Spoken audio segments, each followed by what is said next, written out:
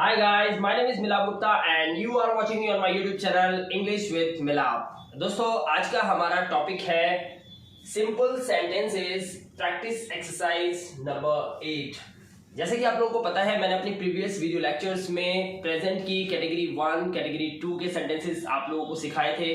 Past में भी category 1 और कैटेगरी 2, इसी तरह से फ्यूचर में भी कैटेगरी 1 और कैटेगरी 2 को हमने बहुत अच्छे से सीखा था। साथ ही एक वीडियो और तैयार किया था जिसमें हमने देयर का यूज करना सीखा था। आज ओवरऑल प्रैक्टिस के लिए हम सेंटेंसेस लेकर आए हैं। यहाँ पर कुछ सेंटेंसेस हैं जो आप लोगों को मैं करके दिखाऊंगा। और एक चीज और ध्यान रखना है कि हम सिर्फ अफर्मेटिव सेंटेंसेस को आज बनाना सीखेंगे। आई होप कि इस वीडियो लेक्चर को पूरा देखने के बाद और जितने भी आपने प्रीवियस वीडियो लेक्चर्स देखे थे जिसमें हमने सभी कैटेगरीज को कवर अप किया है, आपका कोई भी डाउट बाकी नहीं रहेगा। तो चलिए सबसे पहले सेंटेंस नंबर 1 को शुरू करते हैं। यहां पर मैं इस टॉपिक को स्टार्ट करने से पहले आपको एक बात रिमाइंड कराना चाहता हूं कि आपको पता है सेंटेंसेस यानी कि सिंपल सेंटेंसेस वो सेंटेंसेस होते हैं जिसमें सब्जेक्ट के द्वारा किसी काम को करने की बात नहीं होती। इन सभी सेंटेंसेस में सब्जेक्ट्स हैं लेकिन सब्जेक्ट्स के द्वारा किसी के भी काम को करने की या कोई भी काम करने की बात नहीं हो रही है। चलिए शुरू करते हैं। तो सबसे पहले यहां पर हमें यह समझना है कि हमारा सेंटेंस प्रेजेंट है, पास्ट है या फ्यूचर है।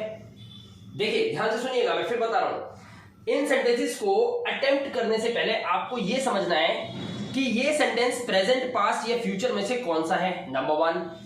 दूसरा आपको यह पहचानना है कि अगर वो प्रेजेंट है तो कैटेगरी 1 का है या 2 का है, अगर वो पास्ट है तो कैटेगरी 1 है या 2 है। तो कैटेगरी वाइज आपको इसको समझना है। जिन स्टूडेंट्स ने मेरी प्रीवियस की सभी वीडियोस देखी हुई हैं, प्रीवियस की सभी प्रेजेंट, पास्ट, फ्यूचर की कैटेगरीज की वीडियोस देखी हैं, आई होप कि उनको ये टॉपिक बहुत अच्छे से समझ में आएगा। तो मैं आपसे उम्मीद करता हूं कि आप भी इस वीडियो लेक्चर से पहले उन वीडियोस को जाकर जरूर देखेंगे। तो चलिए शुरू करते हैं।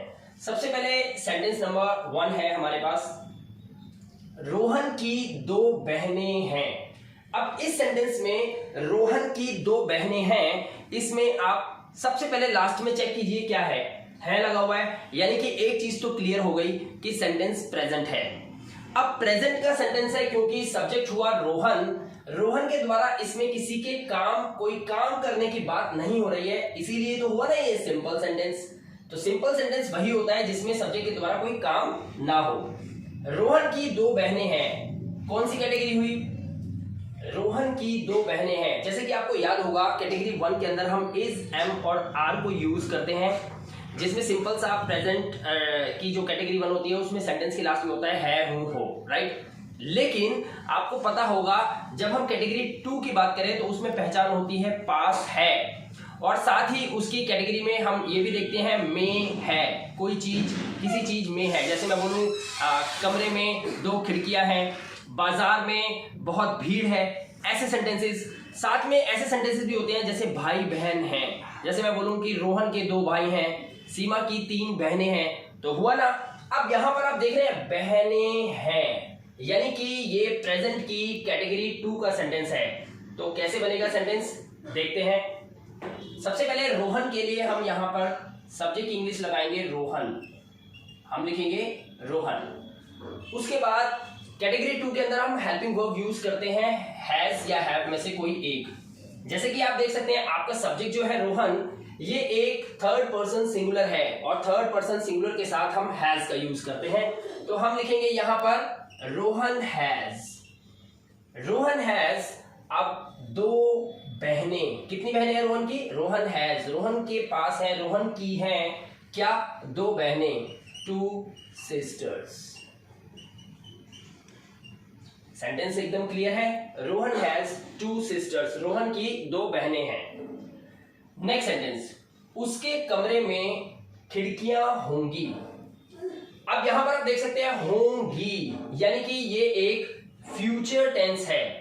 अब फ्यूचर का कैटेगरी 1 है या 2 है, तो यहां पर है में होगा, में होगी, यानी कि ये फ्यूचर की कैटेगरी 2 का सेंटेंस है। जैसे मैं बोलूं उस कमरे में 2 खिड़कियां होंगी, तो इस तरह के सेंटेंसेस के अंदर में होगा, में होगी फ्यूचर की कैटेगरी 2 का सेंटेंस है। तो इसमें हमारा सब्जेक्ट क्या हुआ, उसके कमरे, उसके कमरे में, तो उसका कमरा किसका कमरा, वह का कमरा, उसका कमरा। तो यहां पर अगर लड़का है तो हम लगाएंगे हिज रूम, और अगर लड़की है तो हम लगाएंगे हर रूम। तो उसके कमरे, मान लेते हैं लड़का है तो हम लिखेंगे हिज रूम, उसके कमरे में होगा। में होगा के लिए कैटेगरी 2 में हम यूज करते हैं क्या, विल हैव का यूज करते हैं। हिज रूम विल हैव, उसके कमरे में होंगी, क्या होंगी, खिड़कियां, विल हैव विंडोज। तो सेंटेंस हुआ his room will have Windows. इस तरह से आप इन सेंटेंस को बना सकते हैं। लेकिन आपको याद होगा जब मैंने आपको देयर वाला टॉपिक करवाया था तो उसमें आपको चीज बताई थी कि जब भी आपके सेंटेंस में, मतलब ऐसे सेंटेंस जिसके अंदर में होगा, में है या में था, ऐसे सेंटेंसेस जब हमारे हिंदी में होते हैं तो उन सेंटेंसेस को हम देयर से भी बना सकते हैं। कैसे, देखिए मान लीजिए मैं कहता हूं कि सेंटेंस सिर्फ इतना है, खिड़कियां होंगी, सिर्फ इतना सेंटेंस है बस, खिड़कियां होंगी। तो अब मैं बोलूं सब्जेक्ट क्या है इसमें, खिड़कियां होंगी, सिर्फ इतना सा सेंटेंस है। मैंने कहा सब्जेक्ट क्या है इसमें, आप बोलोगे सर सब्जेक्ट खिड़कियां, बिल्कुल ठीक बात है, खिड़कियां सब्जेक्ट है, होंगी लगा हुआ है, लेकिन ऑब्जेक्ट तो है ही नहीं ना इसमें। ये देखो खिड़कियां सब्जेक्ट हुआ, ऑब्जेक्ट तो है ही नहीं। तो जब किसी सेंटेंस के अंदर ऑब्जेक्ट मिसिंग हो, ऑब्जेक्ट ना हो, तो उसकी शुरुआत हम देयर से कर सकते हैं। ये मैंने अपनी देयर की वीडियो लेक्चर में आपको बताया हुआ है, सिखाया हुआ है। तो यहां पर हम कैसे बना सकते हैं इस सेंटेंस को, पहले हम लगाएंगे देयर, देयर के बाद क्योंकि यहां लिखा हुआ है होंगी, तो होंगी के लिए क्या लगाएंगे, will be. There will be, there will be क्या, there will be windows, there will be windows. कहां पर होंगी विंडोज, खिड़कियां होंगी, कहां, उसके कमरे में। कैसे बनाएंगे, इन हिज रूम, इस तरह से। There will be windows in his room, उसके कमरे में खिड़कियां होंगी। ये दो तरीके से आप इस सेंटेंस को बना सकते हैं। इस सेंटेंस का एक थर्ड रूल भी है, यानी कि इसको तीसरे तरीके से भी बना सकते हैं। कैसे बनाएंगे आप उसको, देखिए आपको पता है, आपको बताया गया था, मैंने देयर की वीडियो लेक्चर में बताया था, जब भी सेंटेंस के अंदर ऑब्जेक्ट मिसिंग हो तो ऐसे सेंटेंस के अंदर आप विंडो की जगह पर देयर का यूज कर सकते हैं और विंडो को देयर की जगह पे ला सकते हैं, यानी कि सब्जेक्ट और ऑब्जेक्ट दोनों को चेंज कर सकते हैं। तो आप ऐसे बना सकते हैं इसको, window will be there, windows will be there in his room, उसके कमरे में खिड़कियां होंगी। और तीनों ही सेंटेंसेस की हिंदी बिल्कुल सेम होगी, इसका कोई भी अर्थ, मीनिंग चेंज नहीं होता है। आप इस तीन तरह से ये सेंटेंस को बना सकते हैं। ओके, नेक्स्ट सेंटेंस, मेरा गिलास टूटा हुआ था। अब यहां पर देख सकते हैं था लगा हुआ, यानी कि ये पास्ट का सेंटेंस है, नो डाउट। ये तो बिल्कुल क्लियर है, जनरल है कि ये पास्ट का सेंटेंस है। अब ये पास्ट का कैटेगरी 1 का है या कैटेगरी 2 का है, ये आपको समझना है। तो यहां पर देखिए, मेरा गिलास टूटा हुआ था, तो पास्ट का है, तो यहां पे क्या लिखा हुआ है, टूटा हुआ। अच्छा, यहां पर पास आ रहा है, पास था लिखा है, नहीं लिखा हुआ। यहां पर लिखा हुआ है में था, जैसे उसके कमरे में 2 खिड़कियां थी, जैसे हमारा ये सेंटेंस था, तो में था भी लिखा हुआ है, में था नहीं है इसके अंदर। भाई बहन थे, जैसे ये है 2 बहनें हैं, ऐसे यहां पर कोई भाई बहन की बात हो रही है, नहीं हो रही। यानी कि ये हमारा पास्ट का कैटेगरी 1 का ही सेंटेंस है। अब यहां पर कई बच्चों को प्रॉब्लम क्या होती है, यहां लिखा हुआ है टूटा हुआ, तो बच्चे सोचते हैं कि सर सब्जेक्ट तो हो गया मेरा गिलास, तो पहले मेरा गिलास की इंग्लिश लिखते हैं। हम लिखेंगे माय ग्लास। ग्लास को हिंदी में पढ़ते हैं तो गिलास बोलते हैं, लेकिन जब इंग्लिश में बोलते हैं तो ग्लास बोलते हैं, ग्लास, नॉट गिलास। गिलास हिंदी एंड इंग्लिश में ग्लास, ठीक है। My glass, okay. टूटा हुआ था के लिए हम पहले क्या लगाएंगे, हम लगाएंगे वॉज, क्योंकि ये कैटेगरी 1 का सेंटेंस है पास्ट का। माय ग्लास वॉज, अब बचा टूटा हुआ। देखिए काफी सारे स्टूडेंट्स जो हैं, जो इस वीडियो को शायद पहली बार देख रहे हो, तो उनको मैं बता दूं कि टूटने की जो वर्ब होती है वो होती है ब्रेक, और ब्रेक की थर्ड फॉर्म होती है ब्रोकन। ऐसा है, स्टूडेंट्स को लग सकता है कि टूटना तो एक वर्ब है, यानी कि एक क्रिया है, तो ये सेंटेंस तो टेंस हुआ ना, लेकिन नहीं। आपको मैंने उन सभी वीडियो लेक्चर्स में बताया था कि टेंस वो सेंटेंस होता है जिसमें सब्जेक्ट के द्वारा किसी काम के करने की बात होती है। इस सेंटेंस में आप जरा ध्यान से देखिए, मेरा गिलास टूटा हुआ था, सब्जेक्ट हुआ मेरा गिलास। मेरा गिलास कोई काम कर रहा है? मेरे गिलास के द्वारा कोई काम किया जा रहा है? नहीं किया जा रहा। इसीलिए ये सेंटेंस हुआ ना सिंपल सेंटेंस की कैटेगरी का। इसीलिए ये सिंपल सेंटेंस है, ये टेंस नहीं है। टेंस में सब्जेक्ट के द्वारा किसी काम के होने की बात होती है। मेरा गिलास, माई ग्लास वॉज, तो टूटा हुआ के लिए हम क्या लगाएंगे? टूटने के लिए हम लगाते हैं ब्रेक, लेकिन टूटा हुआ इसके लिए हम लगाएंगे ब्रोकन, वर्ब की थर्ड फॉर्म। तो माई ग्लास वॉज ब्रोकन, मेरा ग्लास टूटा हुआ था, माई ग्लास वॉज ब्रोकन। इस तरह से आप इस सेंटेंस को बनाएंगे। नेक्स्ट सेंटेंस, हमारे पास किसी की घड़ी थी। ओके, थी, पास थी, यानी कि पास्ट की कैटेगरी 2 का सेंटेंस जिसमें हम हैड का यूज करते हैं। ओके, तो आप कैसे बनाएंगे इसकी इंग्लिश? हमारे पास किसी की घड़ी थी। हमारे मतलब किसके पास थी? हमारे पास, हम। तो क्या लगाएंगे इंग्लिश, कैसे बनेंगे? वी। उसके बाद पास था, पास थी, क्या लगाते हैं इसके लिए? हम हैड का यूज करते हैं। We had. ओके, हमारे पास थी, वी हैड। किसी की घड़ी, किसी का मतलब किसी की क्या इंग्लिश होती है? किसी, यानी कि कोई तो है ना, कोई की घड़ी, कोई। तो हम लिखेंगे यहां पर इसके लिए वर्ड यूज करते हैं समवन, समवंस। कोई की, यानी कि किसी की, कोई की, किसी की, किसी की क्या? घड़ी, वॉच। क्या सेंटेंस बना हमारा? We had someone's watch. Past tense की कैटेगरी 2 का sentence, we had someone's watch. Okay, next point number 5, समय पैसे से ज्यादा महत्वपूर्ण होता है। अच्छा, यहां पर मैं आप लोगों को एक बात बता दूं कि यहां पर इस सेंटेंस में समय पैसे से ज्यादा महत्वपूर्ण होता है, इसमें हमारा सब्जेक्ट क्या है? हमारा सब्जेक्ट है समय। समय की बात हो रही है इसके अंदर, समय हमारा सब्जेक्ट है।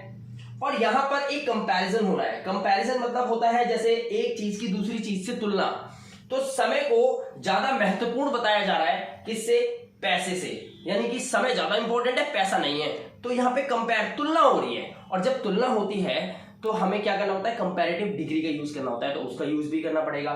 साथ में इस सेंटेंस के पहले आप ये समझिए, इस सेंटेंस का जो हमारा रूल है क्या है, ये सेंटेंस कौन सा है, किस कैटेगरी का है लगा हुआ है, ये तो तय है, ये तो अंडरस्टूड सी बात है कि ये एक प्रेजेंट की कैटेगरी का सेंटेंस है। अब ये कैटेगरी 1 है या कैटेगरी 2 है, इसको समझते हैं। यहां पे लास्ट में देखिए लिखा हुआ है होता है, तो यहां पर कई बच्चों को कंफ्यूजन होगी, ता है, ती है, ते हैं, क्या ये प्रेजेंट इंडेफिनिट टेंस तो नहीं है? आप में से कई स्टूडेंट्स को ऐसा भी लग रहा होगा, क्या ये प्रेजेंट इंडेफिनिट टेंस तो नहीं है? तो यहां पर मैं आपको एक चीज बताना चाहता हूं और फिर बता रहा हूं, बार बार रिपीट करता हूं कि टेंस वो सेंटेंस उस टेंस का होगा जिसके अंदर सब्जेक्ट के द्वारा किसी काम के करने की बात होती है। अब यहां पर आप फोकस कीजिए, क्या हमारा सब्जेक्ट क्या है? समय। समय कोई काम कर रहा है क्या? समय के द्वारा कोई काम को किए जाने की बात हो रही है? पढ़ के देखते हैं। समय पैसे से ज्यादा महत्वपूर्ण होता है, ये तो सिर्फ एक स्टेटमेंट सी लग रही है, लेकिन समय के द्वारा कोई काम तो नहीं हो रहा ना। तो ये हुआ हमारा सिंपल सेंटेंस।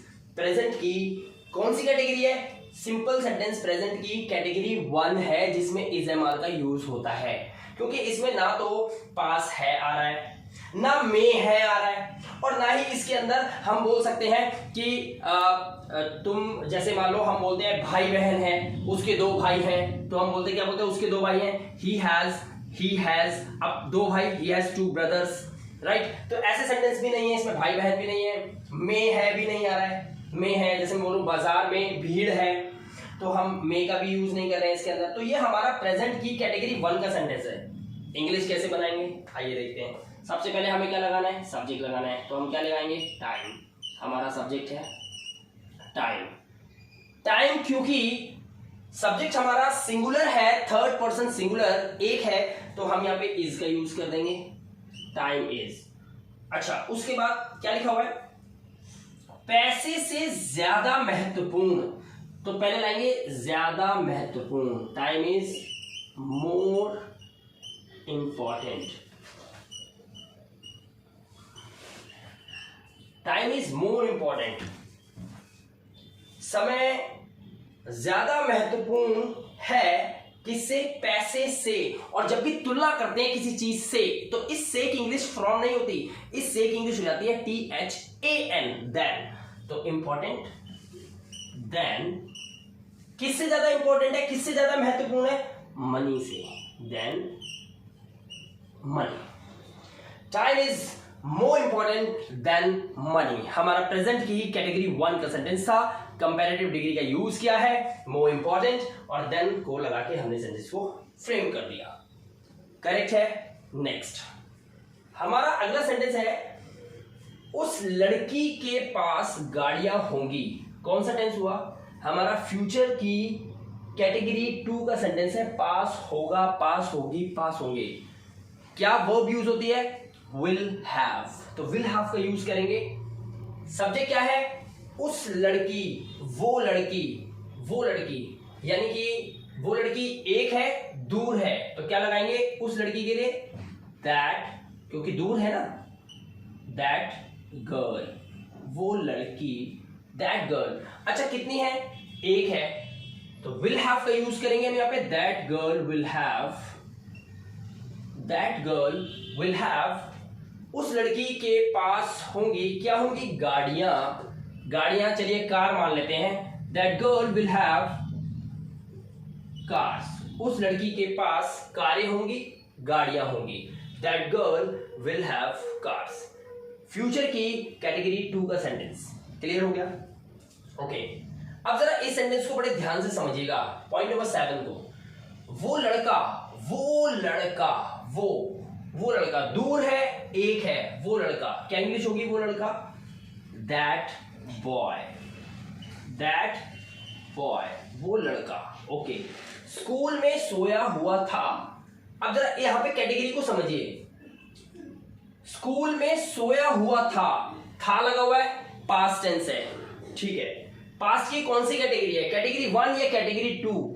तो ये है कैटेगरी 1 का सेंटेंस, क्योंकि इसमें पास था आ रहा है, पास था, उसके पास घड़ी थी, मेरे पास मार्कर था, आपके पास वक्त था, तो पास था भी नहीं आ रहा। अच्छा, इसमें हम ये भी नहीं बोल सकते कि इसमें भाई बहन थे भी आ रहा है कि नहीं आ रहा, वो भी नहीं आ रहा है इसके अंदर, राइट। तो इस सेंटेंस को कैसे बनाएंगे?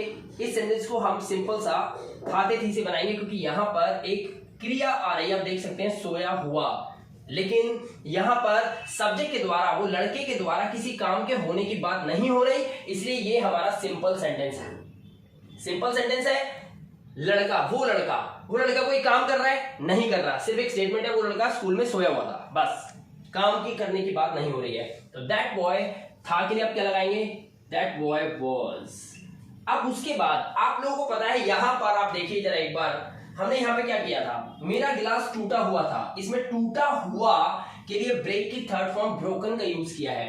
तो क्या यहां पर सोने की इंग्लिश क्या होती है? स्लीप। तो क्या हम यहां पर स्लेप्ट यूज कर सकते हैं? आप में से कईयों का सवाल हो सकता है ये, लेकिन नहीं।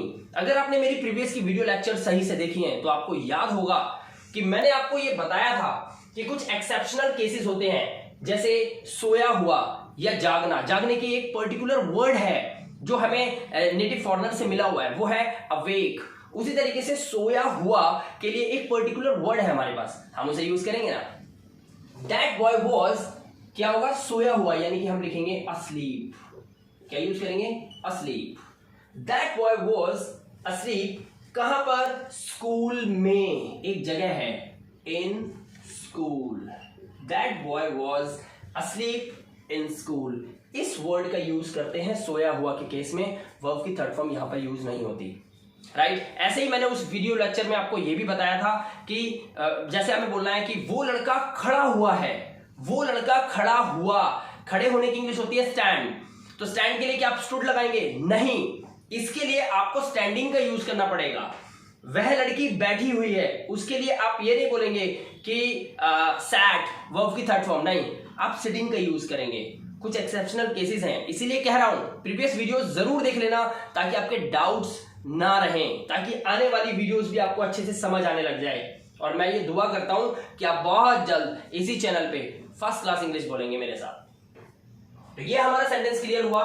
नेक्स्ट सेंटेंस, अब इस सेंटेंस में मैंने आप देख सकते हैं 2 मार्क लगाए, यानी कि इसके 2 आंसर्स हैं। अब देखिए कैसे, इस तालाब में थोड़ा पानी था कौन सा टेंस है? पास्ट टेंस है, कोई डाउट तो नहीं, आगे बढ़े। ओके, उसके बाद अब यहां पर देखिए क्या लिखा है, में था। यहां पर में था, यानी कि ये हमारे पास्ट की कैटेगरी 2 का सेंटेंस है। पास्ट की कैटेगरी 2 का एक बार रिमाइंड करवा देता हूं आपको। पहचान क्या होती है? पास्ट था, पहला होता है पास्ट था, जैसे मैं बोलूं मेरे पास मार्कर था। दूसरा मैं बोल सकता हूं कि मार्कर में इंक थी, तो में थी आ गया, में था, में थी, ऐसे सेंटेंस भी कैटेगरी 2 में आते हैं। और अगर मैं आपसे बोलूं मेरे 2 भाई थे, तो मैं बोलूंगा आई हैड 2 ब्रदर्स, तो यहां पे भी हैड आ रहा है। तो यानी कि ये कैटेगरी कौन सा है? 2 है, में था। इंग्लिश कैसे बनाएंगे? सब्जेक्ट क्या है हमारा? इस तालाब। इस तालाब की इंग्लिश क्या होगी? इस तालाब में थोड़ा पानी था, इस तालाब में। इस तालाब के लिए क्या बोलेंगे? पास है, एक है दिस, क्या बोलेंगे हम? दिस पॉन्ड, तालाब को क्या बोलते हैं? पॉन्ड। दिस पॉन्ड में था, यानी कि कैटेगरी 2 हैड का यूज होगा। This pond had. ओके, क्या था? थोड़ा पानी। थोड़ा के लिए क्या लगाएंगे हम? थोड़ा के लिए हम लगाएंगे सम वाटर, यूज करेंगे सम वाटर। अच्छा, मैं आपको यहां पर एक बात बताना चाहता हूं, थोड़ा पानी गिन सकते हैं क्या? 1 पानी, 2 पानी। मैं बोलूं इस तालाब में 25 पानी है, तो ये आपको हंसी आएगी, इट्स अ जोक, क्योंकि पानी को गिन नहीं सकते, अनकाउंटेबल है। और अनकाउंटेबल के लिए हम क्या लगा सकते हैं? लिटिल या सम। तो मैं क्या बोल सकता हूं? This pond had little water, या मैं बोल सकता हूं this pond had some water. तो यहां पर हम फ्यू का यूज कर सकते हैं? नहीं कर सकते। मैं ऐसे नहीं बोल सकता, मैं ये नहीं बोलूंगा this pond had few water, क्योंकि फ्यू का यूज तो हम तब करते हैं ना जब हम उस चीज को गिन सकें। जैसे मैं बोलूं कुछ बच्चे, तो मैं बोलूंगा फ्यू बॉयज या फ्यू चिल्ड्रन। अगर मैं बोलूं कुछ किताबें, तो मैं बोलूंगा फ्यू बुक्स, राइट। जब किसी चीज को आप गिन सकते हो, उन्हें वो काउंटेबल हो, तो आप बोलते हो फ्यू। लेकिन अगर कोई चीज आप गिन नहीं सकते, उन्हें काउंट नहीं कर सकते, तो आप वहां पर सम या लिटिल का यूज कर सकते हैं। लेकिन सम का यूज तो दोनों ही केसेस में किया जा सकता है, काउंटेबल में भी और अनकाउंटेबल में भी। तो यहां पर हम सम का यूज करेंगे बिना गलती करे। तो this pond had some water. Okay, अब आपको मैं याद दिलाना चाहूंगा कि आपको पता होगा कि अगर सेंटेंस में आपने देखा होगा में था का यूज किया हुआ है, राइट। तो ऐसे सेंटेंसेस को मैंने देयर के वीडियो लेक्चर में आप लोगों को बताया था, वीडियो लेक्चर 8 है ये। मैंने 7 में आपको बताया था कि जब भी सेंटेंस में था हो, तो ऐसे सेंटेंसेस को आप देयर से बना सकते हैं। कैसे बना सकते हैं देखते हैं। मान लीजिए ये ऑब्जेक्टिव पार्ट है, इस तालाब में ये है ही नहीं, सिर्फ इतना सेंटेंस है, थोड़ा पानी था। सिर्फ इतना सेंटेंस है, थोड़ा पानी था। मैं अगर एक सेंटेंस दूं, थोड़ा पानी था, इसकी इंग्लिश बनाओ, तो इसमें सब्जेक्ट क्या हुआ? सब्जेक्ट हो गया सर थोड़ा पानी। अच्छा, थोड़ा पानी सब्जेक्ट हो गया, तो ऑब्जेक्ट तो है ही नहीं। ऑब्जेक्ट कहां है? ऑब्जेक्ट है ही नहीं। और जब किसी सेंटेंस के अंदर ऑब्जेक्ट ना हो, तो हम सेंटेंस की शुरुआत देयर से करते हैं, वीडियो लेक्चर में बताया है। तो हम यहां पर लगा सकते हैं ना देयर। हम क्या बोलेंगे यहां पर? देयर। Okay, there. उसके बाद क्या लिखा हुआ है यहां पे? था के लिए क्या लगाएंगे? There was. देयर वॉज थोड़ा पानी। थोड़ा पानी के लिए क्या लगाएंगे? Some water. There was some water. There was some water कहां पर? इस तालाब में। इस तालाब में। तो इन दिस पॉन्ड। और ये हो गया आपका सेंटेंस। आप इस सेंटेंस को इस 2 तरीके से बना सकते हैं, राइट। और एक थर्ड वे भी है, जिसमें सम वाटर को आप देयर की जगह पे लाएंगे और देयर को सम वाटर की जगह पे ले जाएंगे। तो कैसे बनेगा सेंटेंस? सेंटेंस कैसे बनेगा? Some water was there in this pond. Some water was there in this pond. इस तरह से भी सेंटेंस को बना सकते हैं, राइट। इसके लिए आप मेरी वीडियो लेक्चर 7 को जरूर देखना, जिसमें देयर के सभी रूल्स और सभी तरीके मैंने बताए हैं, कौन कौन से सेंटेंसेस देयर की कैटेगरी में आते हैं। आप बहुत आराम से, बहुत अच्छे से समझ जाएंगे। नेक्स्ट सेंटेंस देखते हैं। कहीं ना कहीं कुछ तो गलत है। कहीं ना कहीं कुछ तो गलत है, तो क्या होगा? इसकी इंग्लिश क्या होगी? सेंटेंस कुछ तो गलत है, यानी कि कुछ गलत है। कुछ गलत है, क्या लिखेंगे? समथिंग। कुछ के लिए क्या लगाते हैं? समथिंग। आप लोगों को यहां पर मैं बताना चाहूंगा अगर इस सेंटेंस में कहीं पे नहीं होता तो कुछ की इंग्लिश क्या होती? एनीथिंग होती, राइट? लेकिन यहां पर नहीं है तो यहां पर हम समथिंग का यूज कर सकते हैं। कुछ तो गलत है, समथिंग इज, क्योंकि प्रेजेंट की कैटेगरी का सेंटेंस है, राइट? समथिंग इज रॉन्ग, कुछ तो गलत है। समथिंग इज रॉन्ग, कुछ तो गलत है कहीं ना कहीं। क्या है कहीं ना कहीं? मतलब कहीं, somewhere. Something is wrong somewhere, कहीं ना कहीं कुछ तो गलत है।